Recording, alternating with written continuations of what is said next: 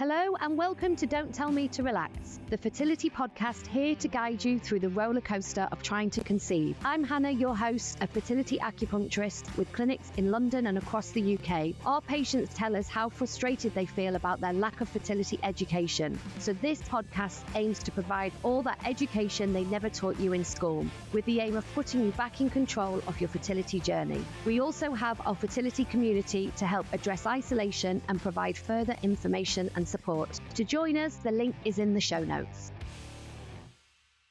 This podcast has been sponsored by FemHealth, a new online department store for fertility and conception.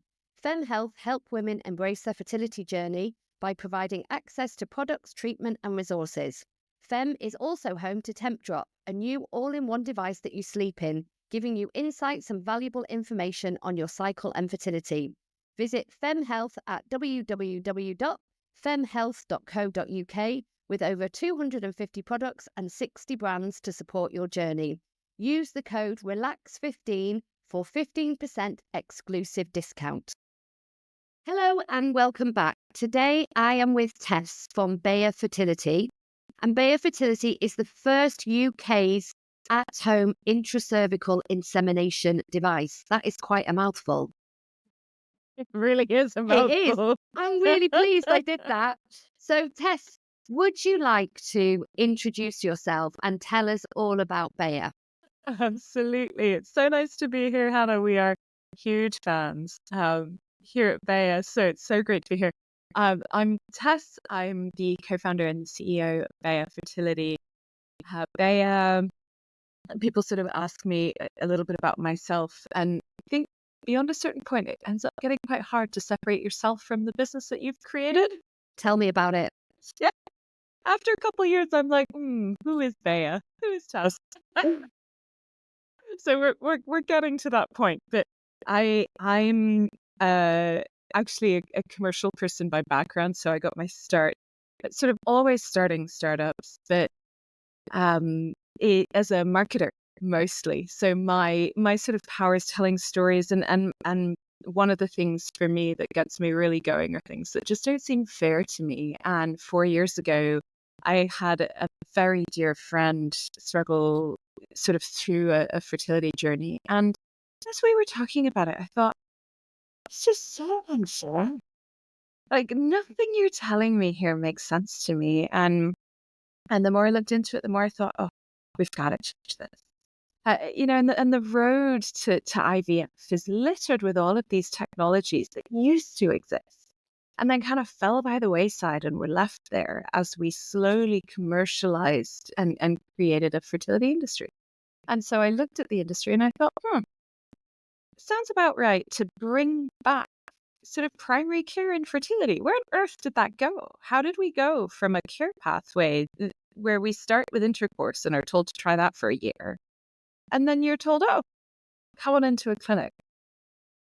Where's the middle ground? So Bayer is really born of my sort of furious desire to make a path that I didn't see fair, just a little bit fairer. And really what we're trying to do is create a graduated treatment pathway. You're not jumping straight into IUI, speculums, needles, hormones. You're starting with something that you can control, that's a little less invasive, less medicated, less stressful, and something that you can sort of hold in your hands and give you a little bit more control as you start your treatment pathway.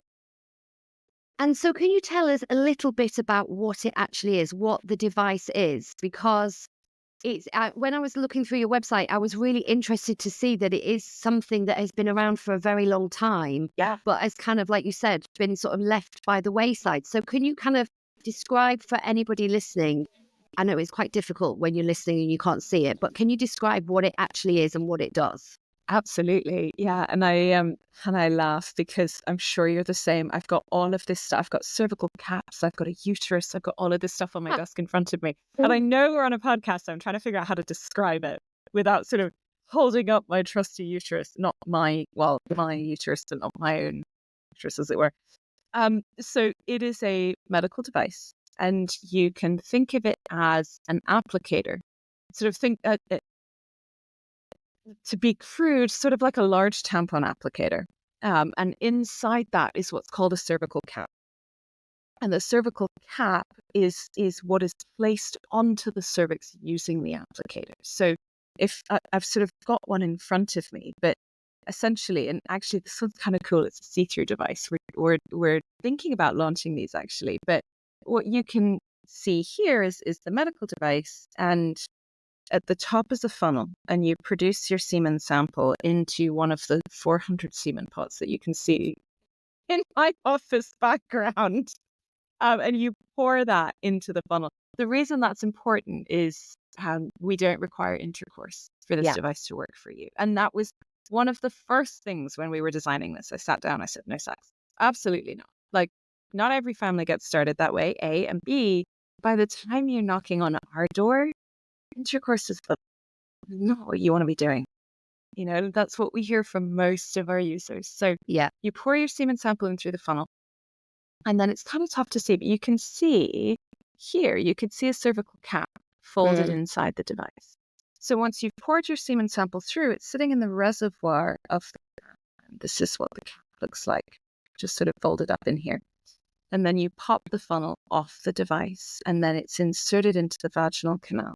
So however long you are, it's designed to fit all lengths. But really, once you insert the applicator into the vaginal canal, there's a handle at the base of it that's designed to be turned by you or a partner. And when you turn it, you can see it just pushing that little cervical cap out onto the cervix, and it pops out. This is then in place on the cervix for up to an hour. And really functionally, what the device does is collect semen and deliver it to the cervix and into the cervical mucus. So it protects it from the vaginal canal and the acidic environment in the vagina. It places it directly onto the cervix and it holds it there, preventing any backflow for up to 1 hour, maximizing the number of sperm that swim through into the uterus and just improving your chances of conception. And are there any other products on the market that are like that? No. So what we see a lot of in the market are syringes. We see a lot of people using menstrual cups. Now, the difference with menstrual cups are designed to collect fluid. So they sit low in the base of the vaginal canal. And they're designed to sit there so that you can also remove them quite easily. They also hold a lot of fluid. So really, when semen is sitting in a menstrual cup, it's actually sitting very far away from the cervix, and it's mixing with all of the sort of fluids that exist in the vaginal canal. So what we often hear is, oh, it's a menstrual cup. And I kind of find myself saying all the time, no, it's not a menstrual cup. It's actually very different. So where menstrual cups sit low in the base of the vaginal canal, and you've got to get semen in there somehow, right? So still intercourse or syringe if you do it that way, and then pop a cup in. Whereas with this device, the applicator and the cap work together to completely negate the vaginal environment, protect semen from it, and place it directly onto the cervix. And then the other thing you'll see here is there's a little reservoir on the cap. So when it's inside the applicator, it's designed to hold semen. And when it's deployed onto the cervix, it compresses that reservoir. Let me see. If you're a dog person and you go for walks with your dog, you've got those silicone water balls that you compress them and pop them in your bag. Yes. Imagine that. So that's the design of our cap. So it's really designed to shove semen as far up as it possibly can go and hold it there. And that's how it's different to anything else that exists on the market today. And how long has it been on the market? How long have you had it? Gosh, well, we've had our first few babies born. Our first one was early, but we judge it by that. So 9 months, 9.5 months. Okay. And how long did it take to create you must have had like a large number of prototypes, and it must have been 90 different 3D prints. Yeah. It must have been quite the process. It took about 2.5 years to design it, 2 years. And we worked with medical device designers. And obviously, as a medical device, you can't really test it until it's been cleared, but you can't clear it until you've designed it. So the principal product tester for the first 2 years was yours truly. So we always said, if it's going to go in anyone else's body, it goes in mine first. It has to. And so I tested every 3D print, every prototype.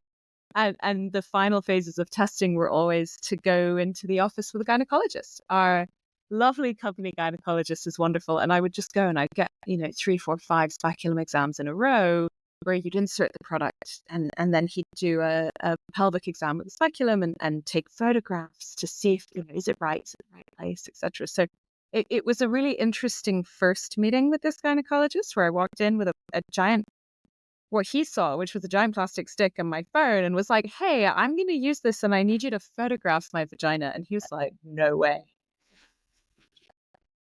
And eventually he was like, okay, I mean, I'll do this for you, but no one's, you can't reach a cervix with a stick. It's just not possible. And I was like, just try. He's like, okay, fine, try, whatever. So sort of up in stirrups and all of the glamour of that whole experience. And I love this so much as well because there's like a nurse and a little sheet of paper and they're there trying to protect your dignity. And at the same time, I'm like, you're holding a phone camera and a speculum. Like, what dignity? Anyway, so they've got this little paper sheet and all of this stuff. And the first words he puts in the speculum and the first words I hear out of his mouth are, holy shit. That's like, what do you mean, holy shit? Like, what? So I'm like pulling the paper down, looking over. I'm like, what? Holy shit. And he's like, it's on the cervix. It's like the cap is covering your cervix. You found the cervix. I was like, yeah. I was so excited. I cried the whole way home. I was so excited. But it's certainly been an interesting product development journey. I'll say that much. And so who are you aiming this product at? Because the reason that I sort of, asked for you to come on is because in my clinic, I have recently recommended it to a number of people. And the people that I've recommended it to are the couples that come and sit with me who are fed up of having sex. So like you said at the beginning, they're like, we just can't do it. It's very, very difficult. It becomes very triggering. So is that, are they the kind of main audience or is it wider than that? So I would say that couples who are fed up of having sex is absolutely sort of the main audience. I mean, Hannah, as well as we do, it's a really complex journey, and there's a lot that goes into the decision to use something like this or not. But one of the reasons that we hear many reasons from our users as to why they come to us, and it's as wide ranging as I don't want to have sex anymore, to I have vaginismus, my partner has ED, my partner has a spinal cord injury. We can't have penetrative intercourse. To same-sex female couples who have a known donor. We have a known donor and our clinic wants us to do IUI. We don't want to do IUI. Our very first baby, Isabella, who arrived a couple of weeks ago, 2 fathers and their surrogate. Now, obviously, legal complexities abound in a family structure like that. But we, you do your legal legwork, do your homework, you sort of take care of everything like that. And then you've jumped through hoops to make sure that you can start your family safely. And then the fertility clinic is like, sure, we'll work with you and your surrogate. Just come on in for a round of IVF. They're like, well, what if we can't afford it? Then what? So I think at its core, it really is designed for it to be as inclusive as possible for anyone and everyone.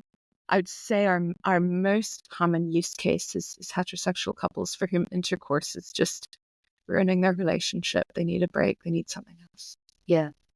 And I guess it's the people who are maybe not ready to go for IVF, who want to continue to try naturally, but the actual physicality of having sex becomes hugely problematic.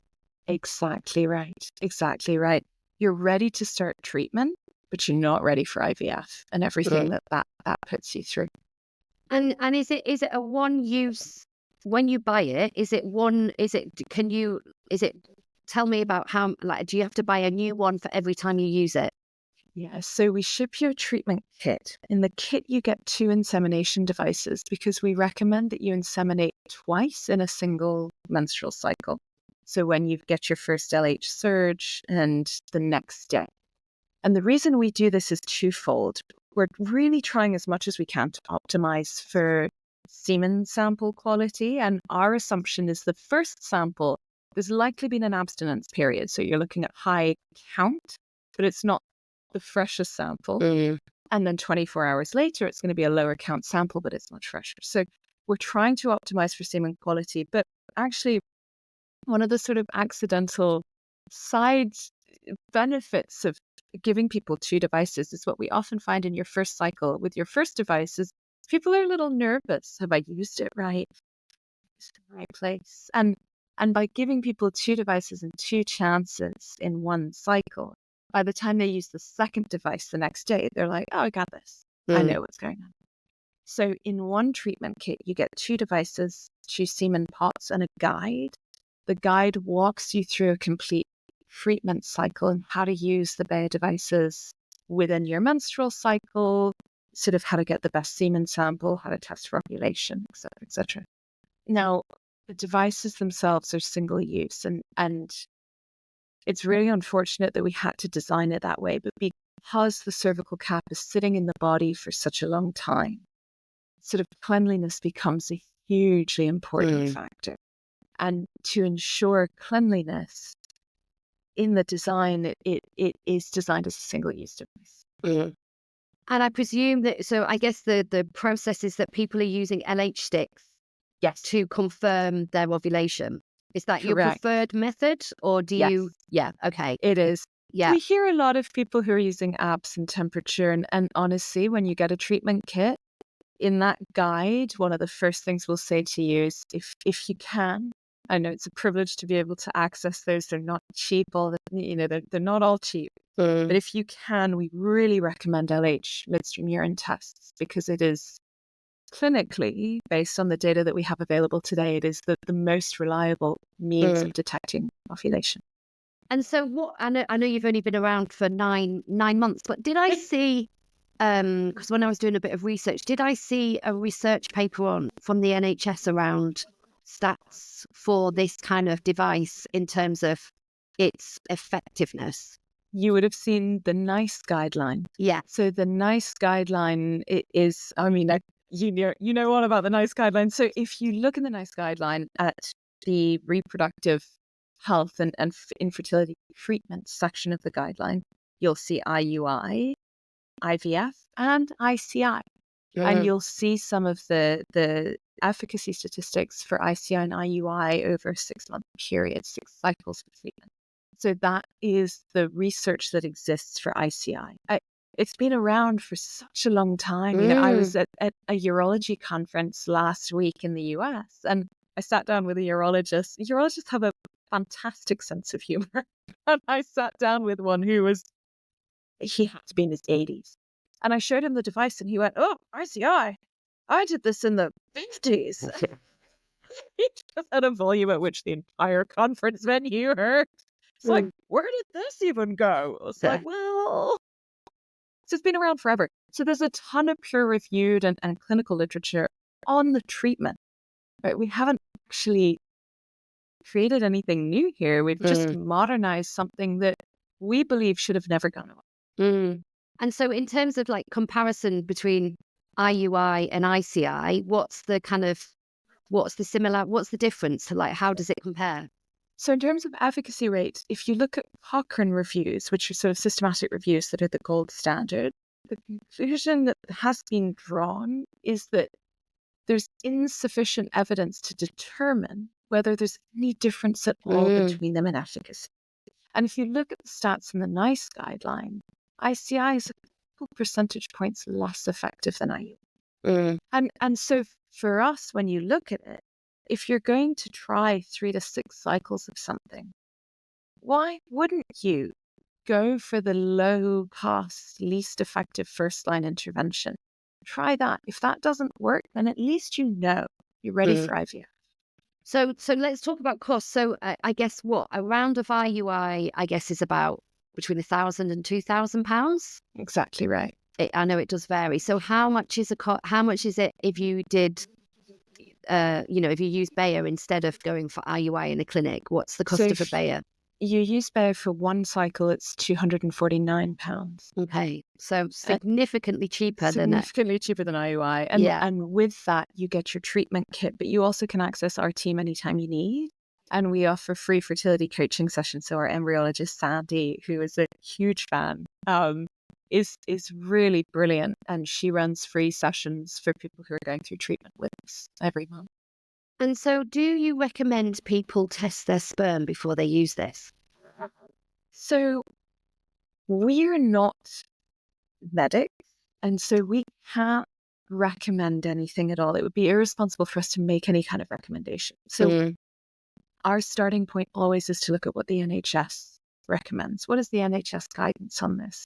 If you look at the NHS guidance, they say that you should try intercourse, unprotected, regular intercourse for 12 months. And if nothing happens, then you start your investigations. So if people come to us and they have been having regular sort of unprotected intercourse for 6 months and they want to try this, we're not going to say no just because they haven't gotten any kind of diagnoses yet. Because for the NHS guideline, they don't necessarily need to have done. And they could be coming to us for any reason. You know, it could be that, like you say, a lot of couples after 6 months are sort of thinking, well, I don't want to be having intercourse. So we try very hard not to make specific recommendations. Of course, if you are on this path, the recommendation and the guidelines that you should be following are those of the NHS. So if it has been a 12-month period, do follow that guidance and as much as you can see your GP and get the tests that you need that are available to you. Yeah, because I would, this is just me and my opinion, so I'm just going to caveat it before I get, complaints. But, we always say, the NHS guidelines are really there for a cost purpose. Yeah. And so, so I would personally, so let's say, for example, if someone was in my clinic, I would be advocating or, we would be having a conversation around doing some investigations alongside using this or at least, do a semen analysis. Yes. And then move on, because I just feel like that would be a well-informed decision to maximize your chances. Oh, absolutely. And it rules out the male factor side. Yeah. In what is fundamentally very easy, well, speaking from my experience as someone who's never had to produce a semen sample into a collection container before, so take all of this with a pinch of salt. But it feels like a very low lift way to eliminate what could potentially be half of the issues. Yeah. And there are many home companies today that offer sort of simple home semen analyses. And so, yes, I think you're absolutely right to approach it in that way.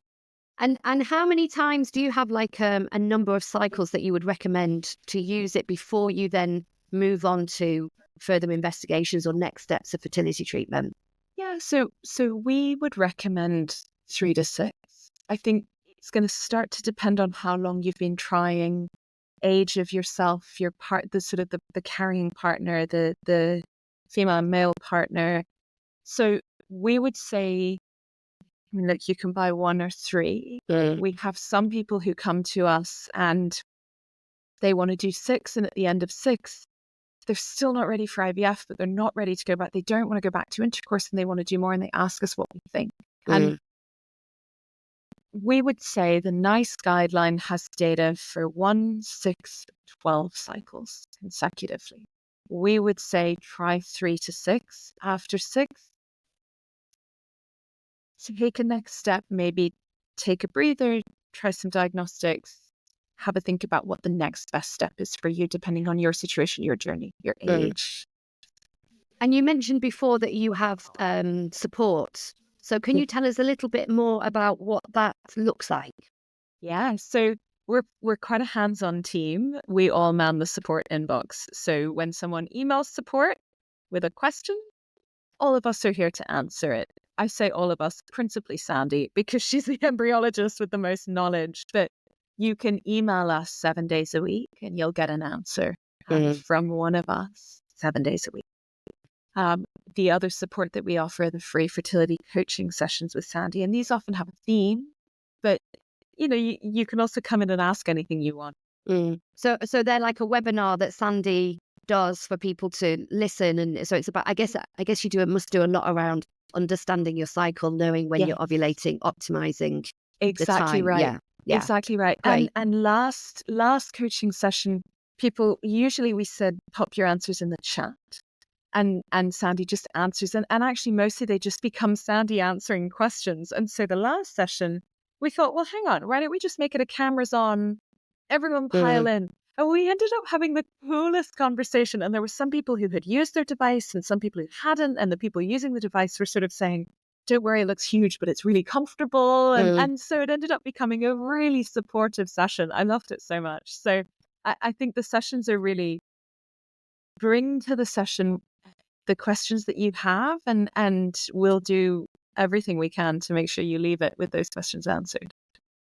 Wonderful. And so if people want to find out more, I presume you can just buy it through your website. Is it on sale anywhere else? Yeah. So we just went live on Amazon, actually. Oh, wow. We're testing it out. Yeah. Yeah, I think as a founder, I'm sort of... Anyway, we'll see how it goes. I'm a little bit... I'm curious to see how it's going to go, but it just seemed like an obvious place to be, given the number of people who are sort of hunting for solutions on that platform. So you can find us on Amazon, or you can find us directly through our website, which is pretty simple. It's just fertility.com. Okay, well, I will put all that information on there, and then obviously people can have a look through your website and look at the support that you offer, because I think that's amazing, because that's really helpful, isn't it? Because you want to be able to use this device well informed.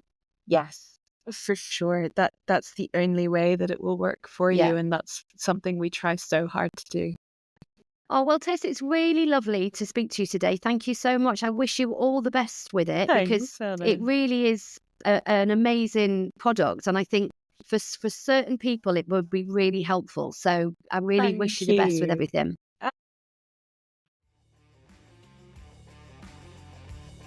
We hope you have found this episode helpful. If you'd like to leave us a review, we would love you to bits. And if you'd like more support for your fertility, you can come and work with us in clinic. We're based in London and around the UK, or you can work with us online. For more information, see the link at the end of the show.